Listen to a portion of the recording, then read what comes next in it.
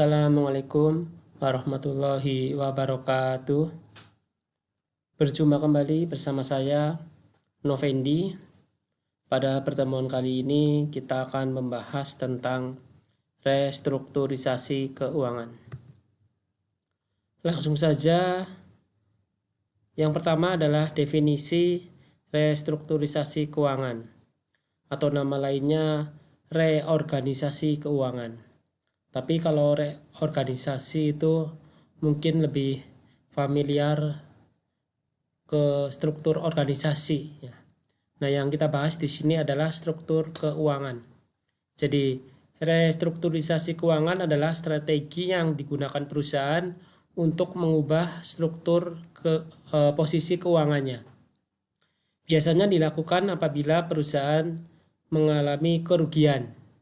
Jadi, untuk antisipasi agar tidak dilikuidasi atau bahasa yang kasarannya bangkrut gitu ya, itu perusahaan akan melakukan upaya untuk menyehatkan keuangannya dengan cara mengenolkan ruginya, itu dinolkan dengan cara mengurangi aset atau modal pemilik ya. Nanti akan kita bahas perhitungannya. Perhitungan sederhana saja ya, karena ini kuliah daring gitu. Jadi saya ambil contoh nanti yang sederhana saja. Nah, kita tahu di sini struktur posisi keuangan itu terdiri dari pos neraca.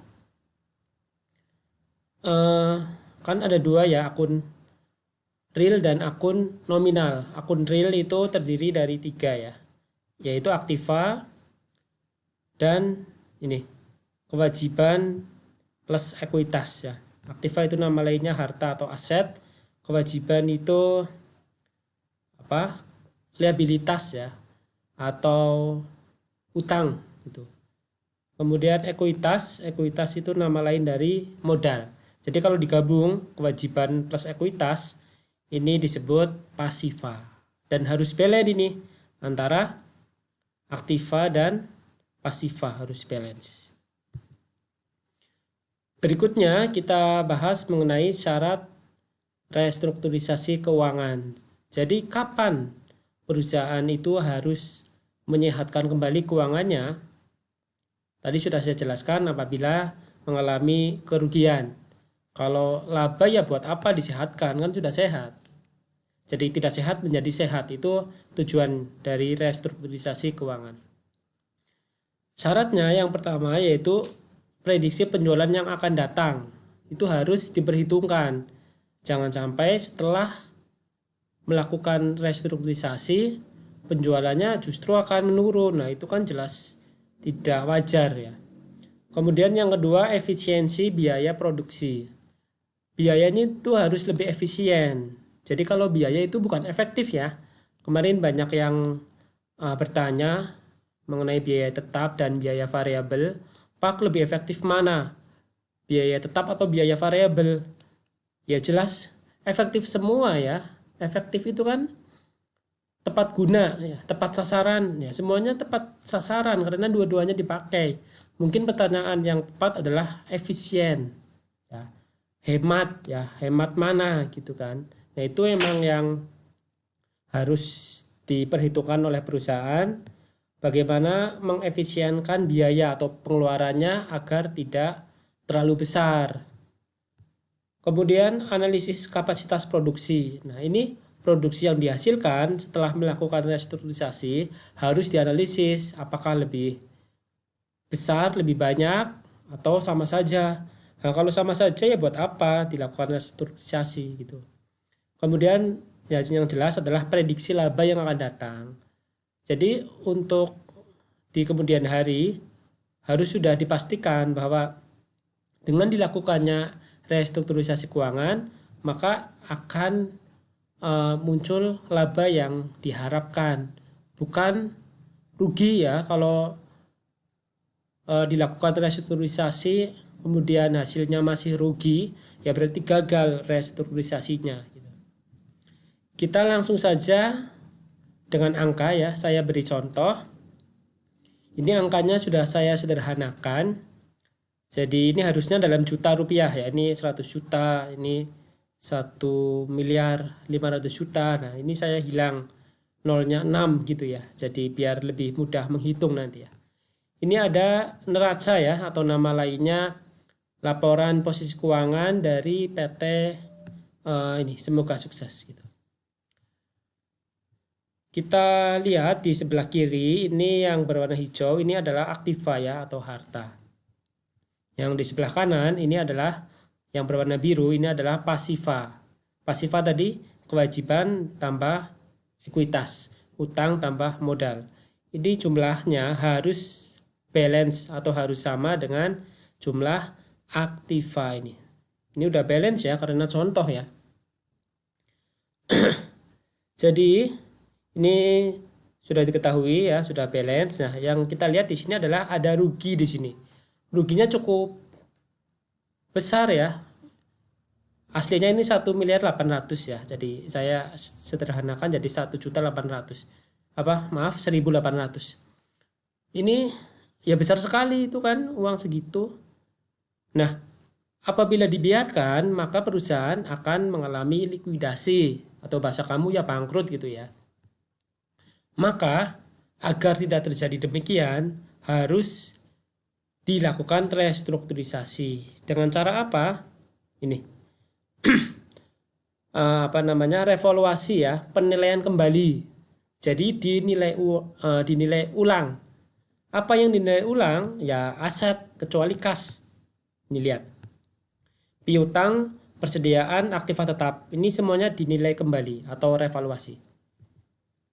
Kasnya tetap ya, tetap 100. Ini yang kita nilai kembali adalah piutang yang semula 500, persediaan ini 1.100, aktiva tetap 2.000. Kita ulang, piutang jadi 400, persediaan jadi 1.000, aktiva tetap jadi 1.800. Jadi dikurangi semua ya. Misalkan piutangnya kan tadi 500 jadi 400 ya. Piutang kan kita menghutangi. Ya, jadi kita kasih korting lah, kita korting untuk piutang kita. Kemudian persediaan yang seharga tadi 1.100 jadi 1.000, aktiva tetap yang 2.000 jadi 1.800. Nah, ini namanya revaluasi, penilaian kembali. Kemudian kerugian yang tadi 1.800 ini akan kita nolkan. Nah, siapa yang menanggung? Pemegang saham. Tidak cukup sampai di situ, kita juga akan membentuk dana cadangan. Nah, ini bebas ya, mau berapa persen nggak ada aturannya, bebas, terserah manajemen. Ini misalkan 12,5%. Nah, sekarang pertanyaannya adalah berapa besarnya modal atau ekuitas baru dan cadangan dalam rupiah maksudnya. Kemudian buatlah neraca setelah restrukturisasi. Yang pertama kita hitung adalah revaluasinya. Kita jumlah semuanya ya. Tadi kan piutang. Itu kan ada selisih 100 ya. 500 kurangi 400. Persediaan yang awalnya 1.100 jadi 1.000. Ini juga selisihnya 100. Aktiva tetap yang semula 2.000 dinilai kembali jadi 1.800. Selisih 200. Jadi ketika kita jumlah maka penilaian kembalinya ini ada selisih sebesar 400 gitu. Nah, kemudian kita baru hitung ekuitas baru. Nah, karena kita simbolkan dengan X gitu ya. Rumusnya ini. Ekuitas sebelumnya yang ini ya 4.000 ini. Kemudian dikurangi ruginya tadi 1.800 tambah revaluasi. Nah, revaluasinya udah kita hitung nih 400 dikurangi cadangan. Cadangan ini kan belum kita temukan ya nilai rupiahnya, jadi kita simbolkan juga ini. Tadi cuma kita tetapkan 12,5%, maka cadangannya 12,5% dari X gitu ya. Ini kita hitung ya 4.000 kurangi ini, kalau kita jumlah jadi 2.200 ya. Kemudian dikurangi tadi cadangannya kita ada persentase ubah menjadi desimal ya. 12,5% itu kan kita rubah menjadi 0,125. Kemudian kita pindah ke sebelah kiri. Jadi ini X kan 1X berarti ya. 1X ini kan min, pindah ke sini jadi plus. Jadi 1,125. Maaf. Kemudian X-nya kita hitung ya. Berarti ini kan 1800 dibagi 1,125. Maka X-nya adalah 1600. Model barunya 1600. Kemudian cadangan kita sudah tetapkan tadi 12,5% ya. Jadikan desimal ini 0,125 kali 1600. Hasilnya 200. Kita masukkan ke nih neraca setelah restrukturisasi. Kasnya tetap ya 100, kewajiban juga tetap, ini nggak berubah 1500. Piutangnya ini yang kita masukkan yang di sini nih. Bukan yang di sini. Ini kan sebelum. Nah, ini setelah 400, 1000, 1800. Ini ya. Kita jumlah menjadi 3300. Kita lihat jumlahnya pasti lebih rendah daripada neraca sebelum restrukturisasi. Ini aktifannya. Kemudian ekuitas sebelumnya itu kan 4000 nih. Nah, karena tadi ya untuk menolkan rugi ya, ruginya kan 1800. Ini ditanggung oleh siapa? Pemegang saham ya. Nah, jadi ruginya adalah 1600 gitu. Sudah kita hitung ini.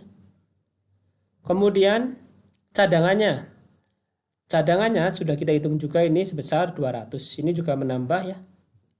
Jadi ketika oh ya, ini jangan ditanya ya Pak, kenapa menambah rugi, kenapa mengurangi. Nah, itu kan pertanyaan yang aneh ya. Karena udah rumusnya gitu ya, di logika saja lah. Sehingga jumlah kewajiban plus ekuitas ini sama dengan jumlah aktiva ini 3300. Berarti sudah balance, sudah betul. Ruginya udah nggak ada nih, udah nol. Nggak ada, malah kita sudah punya cadangan gitu ya. Jadi sudah sehat kembali perusahaan. Hanya saja ini modalnya berkurang, ya ini sudah menjadi risiko pemegang saham gitu ya. Untuk yang selanjutnya, ini ada latihan soal. Jadi untuk pertemuan hari ini tidak ada tanya jawab di kolom komentar YouTube ya. Tapi kamu cukup mengerjakan latihan soal. Karena ini perhitungan, harus banyak berlatih gitu. Nah, nanti jawabannya silahkan kamu boleh ketik di Word, Excel, PowerPoint, atau di buku boleh ya, nanti difoto. Kemudian diupload di link Google Form yang sudah saya siapkan. Dan waktu mengerjakannya ya selama kuliah ini. Jadi tidak besok-besok ya. Ya sekarang harus selesai nanti sesuai jadwal ya. Masing-masing kan beda. Begitu. Kalau ada yang misalkan penting banget untuk ditanyakan, tapi bukan jawabannya ya, jangan tanya jawaban ya. Misalkan ada materi tadi yang kurang paham atau butuh penjelasan lagi, silahkan tanya aja di WA aja ya, WA grup ya. Atau di kolom komentar juga tidak apa-apa, kolom komentar di YouTube juga tidak apa-apa ya. Tapi tidak wajib bertanya ya, wajibnya adalah mengerjakan ini. Ini soalnya sama persis ya, tadi dengan contoh soal hanya saja angkanya yang diganti. Langkah-langkahnya sama persis, cuma angkanya saja yang saya ganti. Begitu. Jadi kesimpulannya, restrukturisasi keuangan itu dilakukan perusahaan apabila perusahaan hampir dilikuidasi. Dengan kata lain, perusahaan mengalami kerugian yang cukup banyak sehingga struktur posisi keuangannya harus dinilai kembali atau direvaluasi. Dampaknya ya kepada pemegang saham atau investor ya yang punya modalnya jadi berkurang, tapi keuntungannya apa? Kerugian perusahaan nol ya. Dengan demikian maka perusahaan bisa dianggap sehat kembali dan perusahaan bisa bertahan. Itu yang terpenting. Terima kasih untuk pertemuan kali ini. Kurang lebihnya minta maaf. Semoga jadi orang sukses semua. Saya akhiri. Wassalamualaikum warahmatullahi wabarakatuh.